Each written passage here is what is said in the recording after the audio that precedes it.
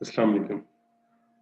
आज के लेक्चर में हम डिस्कस करेंगे एट्रीब्यूट्स और फीचर्स क्या होते हैं और ये कितनी टाइप्स के हैं। अभी तक जो आपने मशीन लर्निंग में लेक्चर्स लिए होंगे या देखा होगा, उसमें जो नंबर ऑफ फीचर्स हैं या फीचर्स की वैल्यूज़ है, वो बड़ा इंपॉर्टेंट रोल प्ले कर रही होती हैं मशीन लर्निंग एल्गोरिथम्स की ट्रेनिंग के लिए।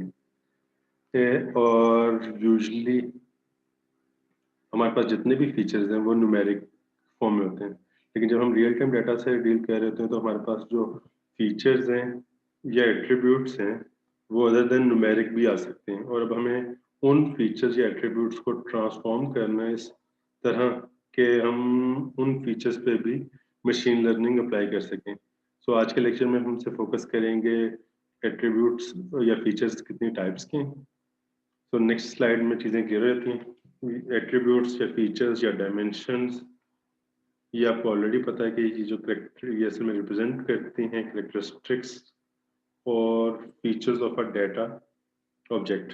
यानी अगर आप एक फेस रिकग्निशन एप्लीकेशन बिल्ड करना चाह रहे हैं तो उसमें आई से रिलेटेड जो इंफॉर्मेशन है वो उसके फीचर्स को रिप्रेजेंट कर रही है। नोज से रिलेटेड जो इंफॉर्मेशन है वो उसके फीचर को रिप्रेजेंट कर रही है। सिमिलरली अगर आप ओसीआर बिल्ड करना चाह रहे हैं जो, तो हर पिक्सल की जो वैल्यू है वो उसके फीचर्स को रिप्रेजेंट कर रही है। यहाँ पे जो एग्जांपल दी जा रही है वो है कस्टमर आईडी हो सकता है, नेम हो सकता है, एड्रेस हो सकते हैं। These are all the examples of the features. ये फीचर्स को हम यूजुअली इन टाइप्स में डिवाइड करते हैं, that is nominal, binary, ordinal और न्यूमेरिक। सबसे पहले देख लेते हैं नॉमिनल एट्रीब्यूट्स कौन से होते हैं। जब हम हमारे पास किसी भी प्रॉब्लम का डेटा सेट आता है तो उसमें चांसेस है कि हमारे पास कुछ ऐसे एट्रीब्यूट्स हों जो नॉमिनल टाइप्स के हों। Nominal means categories, states, name of the things. तो these are all the examples of nominal attribute. जैसे कि अगर हमारे पास हेयर कलर, आप फेस रिकग्निशन एप्लीकेशन बिल्ड करना चाह रहे हैं और आपने हेयर कलर का एज अ फीचर लिया हुआ है कि वो ब्लैक हो सकता है, ब्राउन हो सकता है, ग्रे हो सकता है, रेड हो सकता है, व्हाइट हो सकता है।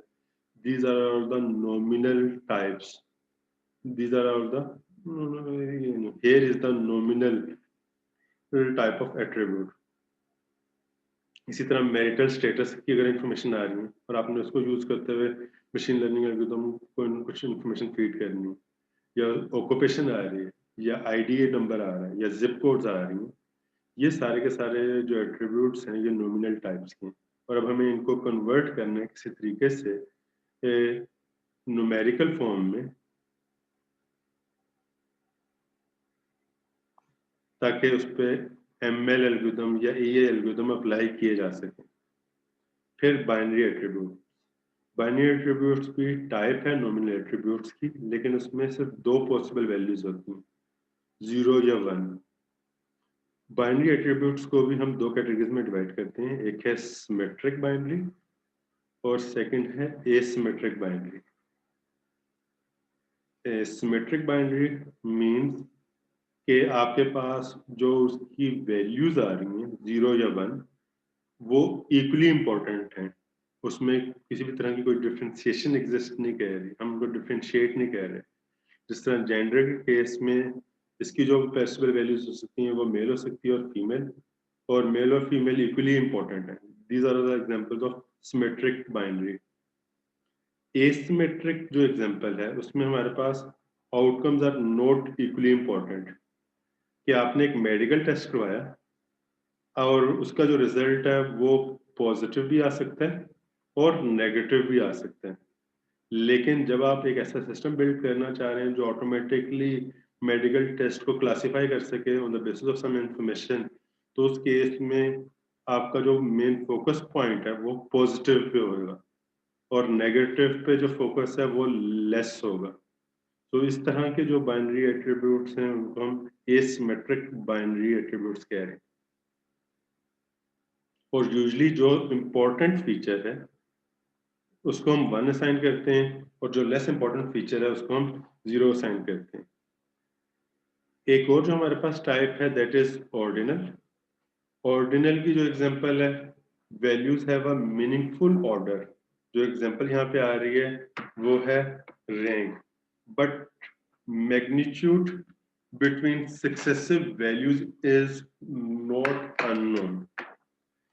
आप इसकी एग्जांपल देखिए कि अगर हम टीचिंग की बात करते हैं तो हमारे पास वहाँ पे लेक्चर की एक पोस्ट है, एक असिस्टेंट प्रोफेसर की पोस्ट है, एक एसोसिएट प्रोफेसर की पोस्ट है और एक प्रोफेसर की पोस्ट है। तो ये जो आपको यहाँ पे एक ऑर्डर नजर आ रहा है, एक रैंक नजर आ रहा है, लेकिन ये इनके दरमियान जो डिस्टेंस है वो क्वांटिफाइबल नहीं है। हम ये नहीं कह सकते कि अगर मेरे पास एक वैल्यू है 1 2 3 4 5, तो हम हमें यहाँ पे पता है कि हर एक के दरमियान एक एक का डिस्टेंस है, जबकि यहाँ पे हमारे पास रैंक तो है, हम ऑर्डर तो मिनट आ रहा है, लेकिन हम उनके दरमियान हमें उस डिस्टेंस नहीं पता। तो इस तरह के एट्रीब्यूट्स को हम ऑर्डिनल एट्रीब्यूट्स कहते हैं। और इनकी ट्रीटमेंट जो नॉमिनल एट्रीब्यूट्स हैं, जहाँ पे ऑर्डर मैटर ही नहीं कर रहा, कि ब्लैक ब्राउन ग्रे रेड, यहाँ पे ऑर्डर मैटर नहीं कर रहा, जबकि इस वाले केस में ऑर्डर मैटर कर रहा है, तो इसकी ट्रीटमेंट डिफरेंट होनी चाहिए। तो values have a meaningful order, but magnitude between the successive values is not know.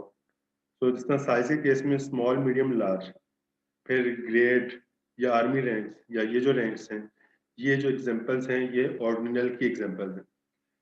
सो इसको मैं समराइज कर दूं, मेन जो डिफरेंस है वो है नॉमिनल और ऑर्डिनल में। नॉमिनल एट्रीब्यूट्स में जो ऑर्डर है वो मैटर नहीं कर रहा, जबकि ऑर्डिनल में ऑर्डर मैटर कर रहा है। और लेकिन उनके दरमियान जो डिफरेंस है वो हम क्वांटिफाई नहीं कर रहे, उसको हम आइडेंटिफाई नहीं कर पा रहे। Next, numeric attributes. Numeric attributes आमतौर पर वो क्वांटिटी के लिए यूज होते हैं, जिसमें हम इंटीजर वैल्यूज भी यूज कर सकते हैं और फ्लोटिंग वैल्यूज भी यूज कर सकते हैं। अगर हम इसको थोड़ा सा और डिफ्रेंशिएट करें तो उसमें हमारे पास दो कैटेगरीज आती हैं, एक है इंटरवल और दूसरा है रेशो। है ये एग्जांपल्स न्यूमेरिक एट्रीब्यूट्स की। इंटरवल में हम ये कहते हैं कि ये ऐसे एट्रीब्यूट्स हैं जहां पे हमारे पास नॉन ट्रू जीरो पॉइंट है, यानी उसकी जो बेस वैल्यू है हम उसको जीरो नहीं कह सकते, या उसका जो स्टार्टिंग पॉइंट है वो जीरो नहीं होती। जिस तरह अगर हम टेम्परेचर को कैलकुलेट करें इन सेंटीग्रेड और फ़ारेनहाइट, तो हमारे पास हम ये नहीं कहते कि ये जीरो से स्टार्टिंग है या ये कोई इसमें स्टार्टिंग पॉइंट जीरो एग्जिस्ट कर रहा है। जबकि रेशो के केस में अगर आप टेम्परेचर कैलकुलेट कर रहे हैं केल्विन में, तो आपको पता है जीरो स्टार्टिंग पॉइंट है और जीरो से 1 2 3 से ऑनवर्ड मूव कर रहे हैं। और अगर हमने किसी भी चीज की लेंथ कंप्यूट करनी है तो वो जीरो उसकी बेस वैल्यू है और देन उसकी लेंथ 0.1 हो सकती है, 0.2 हो सकती है, and so on. Similarly count. तो मेन जो डिफरेंस है इंटरवल और रेशो में है दोनों न्यूमेरिक वैल्यूज, लेकिन इंटरवल में जो हमारे पास ट्रू जीरो पॉइंट नहीं है, जबकि यहाँ पे इनहेरेंट जीरो एग्जिस्ट कर रहे हैं, और देन उसकी बेस पे हम वैल्यूज को डिफाइन कर सकते हैं।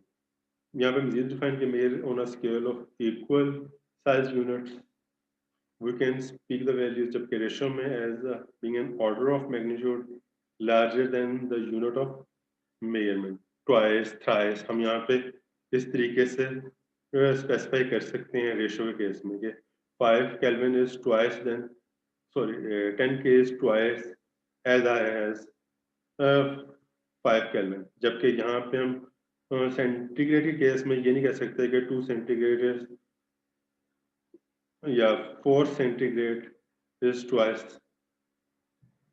and for is twice as high as 2 centigrade. एक और जो एंगल हो सकता है एट्रीब्यूट्स को डिफरेंशिएट करने का, that is continuous and discrete. तो डिस्क्रीट एट्रीब्यूट्स कौन से होते हैं? हैज ओनली अ फाइनाइट और a countably infinite set of values. जो के एग्जांपल हैं zip codes, profession, the set of words in the collection of documents, कि आपके पास जो डॉक्यूमेंट्स आ रहे हैं या न्यूज़ आर्टिकल्स आ रहे हैं उनमें जो सेट ऑफ वर्ड्स हैं, वोकैबुलरी जो यूज हो रही है, sometimes represented as an integer values, उनको हम इंटीजर वैल्यू से रिप्रेजेंट करते हैं। Note binary attributes are a special case of discrete attributes.